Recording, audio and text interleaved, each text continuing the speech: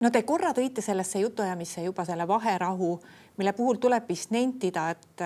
sellest on nüüd räägitud rohkem kui 6 aega, aga et mitte midagi ei ole seal tänaseks tegelikult juhtunud.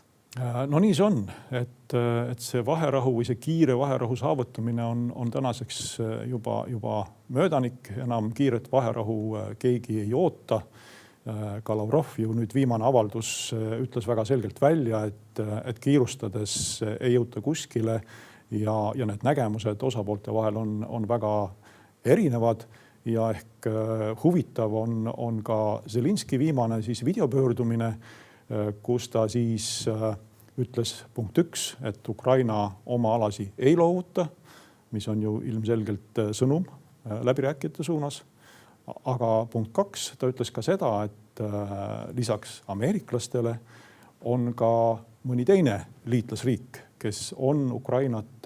survestanud selles osas, et võiks territooriumi loovutada ja see on ka huvitav. Et järelikult lisaks siis